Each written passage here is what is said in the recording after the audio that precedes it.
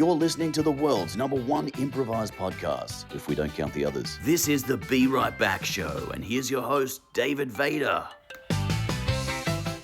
Hello and welcome to the Be Right Back Show. My name is David Vader, and sometimes I call inline skates by the branded trademark rollerblades, even though I'm not actually referring to the specific brand. And speaking of not listening to people, my next guest is an improv extraordinaire. He's a writer, he's an actor. I've seen his show at the Fringe, fantastic show. And he's a member of the house team here. We do free shows every Thursday, so come along to the Improv Pit. Please welcome Max Nunes-Cesar. Hey. Nice to meet. Nice to see you. Did I pronounce the name right? I mean, Nunes-Cesar. Nunes. I definitely didn't say that. Nunes is correct. Yes. Okay, and Caesar. Caesar. Yep. I said Nunes-Cesar, so I think we're off to a good start. A lot of people say that for some, particularly the Cesar. It's like there's some sort of emphasis on the last part of the name. It's like Nunes-Cesar. Yeah, it's like they got surprised that there was one more letter in there. But there's also a history to Caesar, and I feel like when people are talking about Caesar, they're like they get a little power in their fist that they wouldn't otherwise get. Oh yeah, I would just be. I attribute it a bit more to the Planet of the Apes character nowadays. So okay. So I like to think I'm an anthropomorphic ape. Are you related to Caesar at all? I mean, insofar as everyone is somewhat related to an ape. Yeah. I meant the Roman. But yes. I have no idea if there's any Italian lineage in my family. I know that there is Spanish lineage besides the Portuguese, and there is a rumor somewhere in my family that I have Spanish Jews as my earliest ancestors. We should be so lucky. We Mazel tov. Mazel tov. If that's appropriate for me to say with that far of lineage. I'm excited to dive into more improv stuff, man. But you struck me as one of the members of the team that, focuses more on acting. You're more of an actor. I am a bit, yeah. And I always say this to other guests, but when someone is on stage and they are able to act as well, it plays into it so nicely because you can bounce off of them, I guess, more easily. Yeah. Oh, very much. I think it was a huge advantage to when I started improv. When did you start? So improv in general, I started back in 2022, I want to say, back in New Zealand in Wellington, doing three terms of a course and then my own student grad shows. And then when I moved to Melbourne in June of 2023, I think I officially auditioned to be a part of the house team here in, I want to say, October of that year. Wonderful. And then have been working ever since here. Yeah, I wonder if the timing lined up with me joining the house team here as well, because it sounds like probably around the same time. Oh, you reckon? I was 22. I started doing course, but it was probably 23, 24, around that same time that I joined. Maybe you were slightly before me, but... I think I officially was on the house team, I think, beginning of 24. Yeah. Okay. So maybe after. Oh gosh. So, sorry. What's this? Shit. Okay. So here's the deal. My mom, who I live with, I think I left my computer open and she found my search history of very specific genre of pornography, and she is not very pleased. Oh my God, man. She did not raise a child like this, and she wants to talk to me about that. Guys, it's happening again. I'm so sorry that you have to go. I understand you need to... Yeah. I'll call her and I'll try to, diffuse the situation. Maybe I can come back in problem. a sec. Okay. All right. Well, please don't let my mother hear this. Okay. No worries. Sorry, folks, it's happened again. We have had to have Max pop off the show temporarily. I'm going to have to riff-raff. This happens every time. I'm sick of it. Why did I start this show? It's called the Be Right Back Show, and everyone just has to leave halfway through. All right, I'm not going to rant. I'm just going to pull a stranger from the street. This guy looks very colorful. Excuse me, sir, come over here. Would you mind sitting down for a moment? We're doing a live show. Yeah. Pleasure, Mr. Bearded Man. Yeah, that's amazing. We're doing a bit of a live show here. Can I borrow your time for a moment? You can have me for as long as you want. Okay. What's your name, sir? Well, my name is officially pronounced Ramoné Santos. Ramoné Santos. Yeah, Ramoné Santos. The Santos is supposed to mean that I'm a saint of some kind, but honey, I'm nothing close to a saint. Oh my God. No, it doesn't sound like. Sounds like you get into some trouble. Oh, I get into all sorts of havoc. How do you're rolling the R with your first name? Yeah. Ara. Can I just call you Ramoné. Ara, or you want Rapone? Ramoné. Ramone. Okay. Yes, that's the sexier version. Well, no, actually. Slightly less sexy. It's a little less sexier, but for the uninitiated, Wow. it's a little better. Are you from Melbourne? Have you been around these parts for a while? So I was born in a little place called Curitiba in Brazil. Then we bounced around the U.S. for a little bit, much to my dismay. And then just recently I moved to Melbourne. So, to your dismay, you didn't like the United States? Look, it has its ups and downs, but it has a lot of downs. There's a beautiful community. There are beautiful communities there. But it's a little too cliquish for my tastes. What do you mean? What sort of community were you excluded from? All different kinds. There was the arts community. There was the construction community. The construction community, that is a pretty tight one to get into. Do they have unions over there like they have over here? They have unions, but the unions aren't doing particularly well. They're being a little, how do I say this very delicately? They're being fucked up the ass. Wow. Quite frankly. Ramona, that's quite graphic. Oh, I'm very graphic. I'm a very visual person. Yeah. I'm visualizing what we're going to get up to right now. Oh my God. If you don't mind. I'm not going to ask about that out of respect for the audience, but I would love to know more about why you were excluded from the construction industry group. Well, let's just say that, there are heroes in the world and there are superheroes. And the heroes have a hard time distinguishing between heroes and superheroes. They don't know the difference. I explain the difference. I show them the difference. And the difference is presentation. Ah, fantastic. Okay. It's all about presentation. Absolutely. So would you say you're a superhero? I am to a few people in my life. Okay. I still don't really know what you mean by the whole heroes and superheroes thing, but you're saying there's kind of two tiers of people. Absolutely. Yeah. There are the kinds that just be, and then there are the kinds that are beings. Okay. Yeah. And the beings, they really know how to live it up. So now I'm an anti-hero. Oh, okay. So you can go from superhero down to anti-hero. Or sorry, not down to. I don't mean to offend. I was just... Depends on how much you want to conform.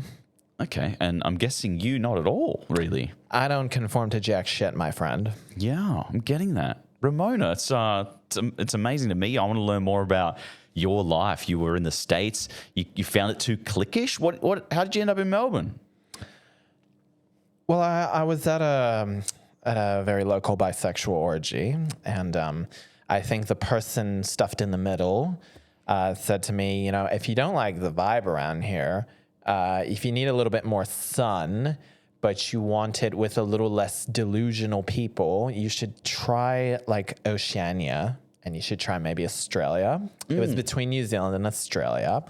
Australia just has the better weather. It has a bigger economy. Yeah.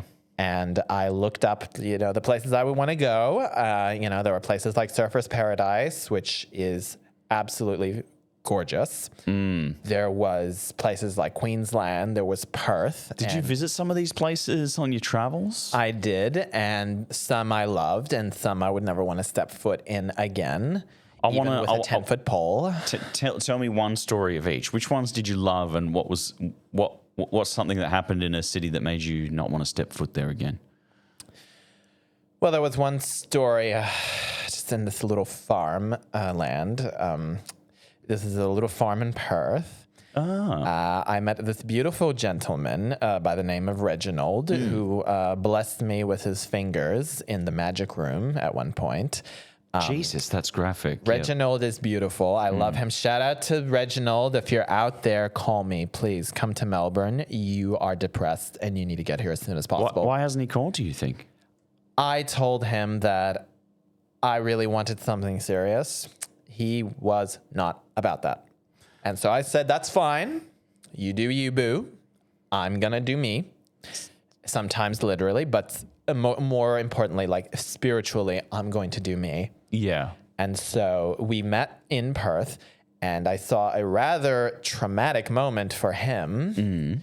Sorry, my shirt's coming undone. I know you would love to see more of that, but we'll wait. Okay. In Perth, in the farmlands, there was a pregnant sheep. Shout out to that little sheep, Mary. Love Mary. So much sass in that queen, but I love her.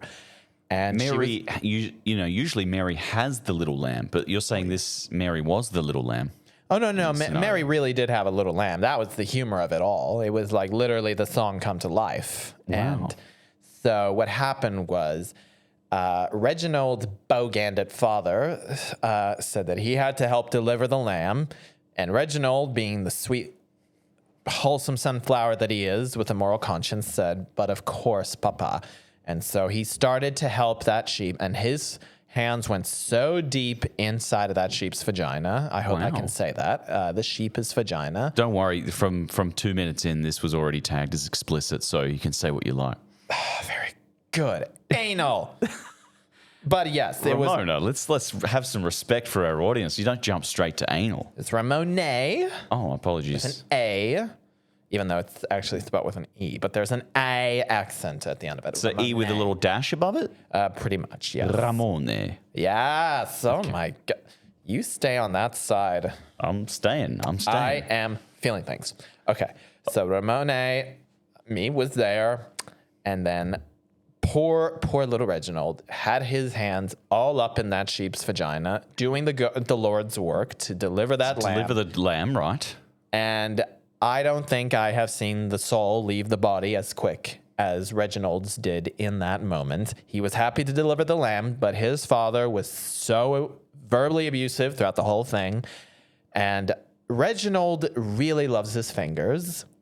He could not smell his fingers for days after that. So, Ramona, this Reginald, you had this incredible experience. You saw him deliver some livestock. You fell in love with this man, would it be fair to say? Oh, absolutely. My soul and his soul were intertwined. But he just didn't want something long-term with you, is that right? No, he's a little too stuck in his ways back there in that little farm in Perth. Fuck that farm. Right. And I saw his father literally pull him back by the neckline while he was on a tractor. That is some shit. Yeah, wow. Ramona, I mean, I promised the audience already. What was the bad experience that made you not want to touch foot in a place? You said you did some travels, you had some experiences that make you never want to go back to certain places. Mm-hmm. Where was that experience? Well, there was in Sydney. I went to go to a movie theater, I remember, and I saw the most bitch ass alpha male put up a stink about God knows what to do with his tickets. He was screaming. He screamed at the people behind the counter. He was screaming at the movie screen as we entered because for some reason he has to go to the same movie as me. And then if he wasn't bad enough, someone brought an infant to the movie theater. Oh, that's not on. And I am telling you people, the people at home, if you bring an infant to a movie theater, you are repulsive. Was it a kids movie? Were you going to see Cars 5 or whatever? Oh, absolutely not. It was, oh my God, what was that? What was the name of that movie with Christian Bale where he is Moses? Batman. Oh, I wish it was. No, that would have ruined Batman. It was the one where he was in ancient Egypt, he was Moses, and then Joel Edgerton, your very own from Australia, was somehow cast as an Egyptian. I think we have Joel Edgerton coming on the show next. Oh, but unfortunately, not today. Drop him my deets, please. He can slide into my DMs and into many other things of mine if he wishes. All right, Edgerton, you got it. And Isla Fisher as well. If she ever comes here, you just tell her that I am open access for her. Okay. I don't know what that means. She will know. She will know. She was married to Sacha Baron Cohen. She will know. So you're kind of into both the Reginalds and the Islas. Oh, absolutely. I pull the bad bitches when I need to, and they pull me. And then I pull the Reginalds as well. I pull on them, just like what is the correct analogy here? It's like you pull on something until confetti flies out. Yeah, like the New Year's Eve pop thing, like cannons, the pop cannons. Like the pop cannon. I pull on their pop cannons, I break their Christmas crackers, and they appreciate it greatly. Yeah. I think we all do, Ramona. That's You would. I'll show you after the show. Please don't, but thank you for offering. Offers on the table. It's right here next to this flashlight. All right. But if you don't accept it, you're going to be using a flashlight tonight. I see what you've done. You strike me as someone who's maybe into the performing arts. Are you a performer? Are you a dancer maybe? Are you... Oh, absolutely. What are you doing for work? What am I doing for work? I'm a little bit between jobs at the moment. What would you love to do for work? I would love to be an international animal trainer. I want to train the dogs. I want to train the cats. I want to make them best friends. I want to train all the animals to do all the tricks that people think only humans can do. But I'm here to say, you know what? Fuck humanity. Animals can do it, and they can do it better. Can I I want to point out something. I don't want you to be offended. I won't be, honey. I am thick as steel. You've got some traits in your mannerisms that are very akin to a certain Donald Trump. You kind of use your hands a lot. You enunciate strange words. You have a little bit of a up and down in your voice. I mean, I don't want you to be offended because he's probably not your favorite person. I don't know, but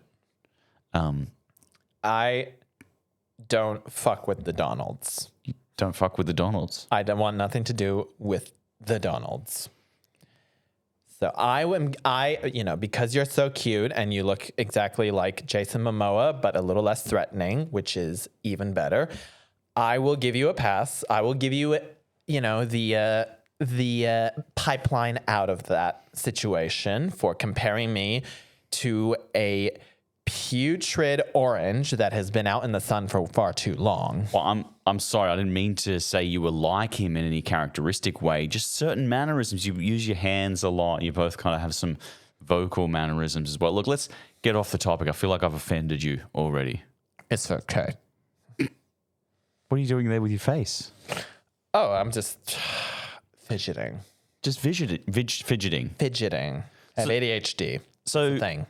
Let's go back to animal training for a second. You said you'd love to be a world-famous animal trainer. Abso-fucking-lutely. What's the animal of choice? Is it dolphins? Is it dogs? I don't trust dolphins all that much. They look cute. They sound cute. But they get up to some shit in the bedroom under the sea. I don't want anything to do with that. If they were smart enough, they would take over. Yeah, so you're saying if an animal is having sex for pleasure like dolphins do, they're the only animal than humans that do. You don't trust that? I don't trust that at all, honey. If they had opposable thumbs, they would be doing this podcast. That is the facts. Thumbs are the thing that separates us. But they're also in the ocean, like they live in the sea. They do for now, but we if you look back far enough and you're not a little bit too much of a religious nut, you would know that we descended from creatures that were once in the ocean. And the dolphins will get there eventually. It's true that dolphins and humans probably have a common ancestor. We're both mammals, right? We both lactate. It's a fact. Mama dolphins, they have the troubles. So how deep is this fear of yours that dolphins are going to take over the world? I mean, it's a fear that I have along with many other theories. Do you have nightmares about it?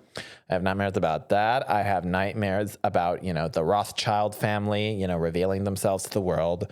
I have nightmares about the reptilians from these sewers revealing themselves to have been our politicians all along. Wow.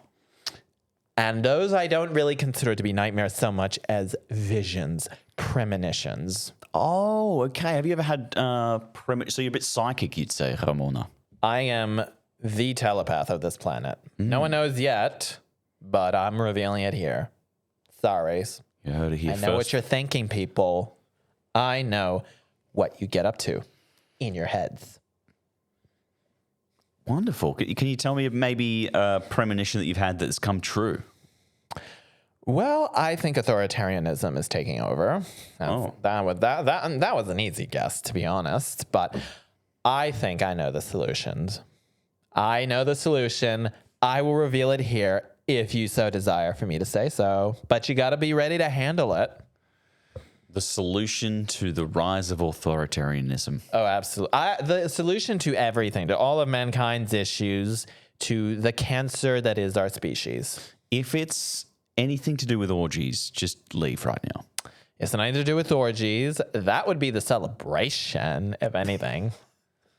Right after the solution that I come up with, we are going to have at it like that last scene in Sausage Party. I never saw that movie. Watch it. That movie gets it. And what's the solution for the rise of authoritarianism? This world, this Mother Nature, she needs an exorcism. And what I mean is she needs the laxative that will, shit out all the toxins that are on this planet, like what we do.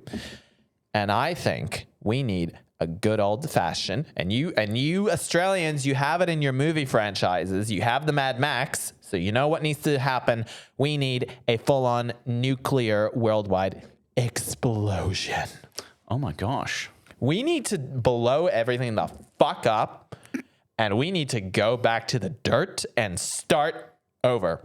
Well, you said that I asked you if you've had a premonition that comes true. You said the rise of, wow, that's quite a pose. The rise of authoritarianism is seeming to come true.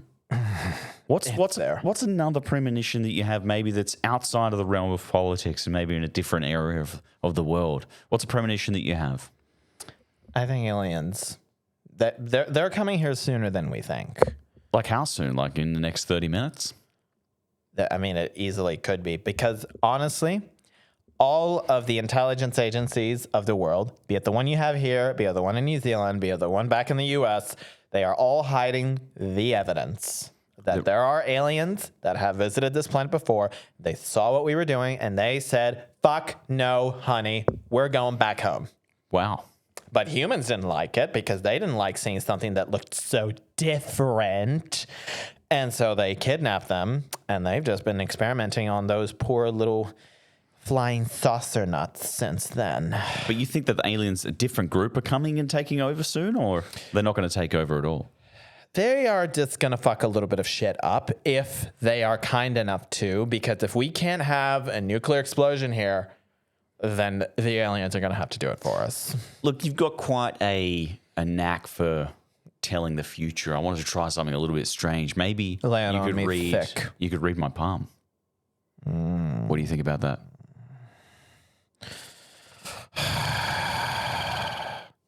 Live on air. Open that palm for me, honey. I just can't touch it too much because I will feel more than I'm feeling right now. Okay. No touching, just looking. What does it say for my future? I think at first you will stop whatever you are doing with your life right now, and you will use those hands to create a trade school of your own. A trade school? Well, whatever you want to call it. You'll open a trade that involves you using your bare hands. Yep. You will be your own boss. You will have your own money. It will make you an instantly better lover than you already are to whomever you're with. I feel like your premonitions are more fantasies. I mean, that's just because the premonitions are what we want. If it's a fantasy, it's because it's what you want.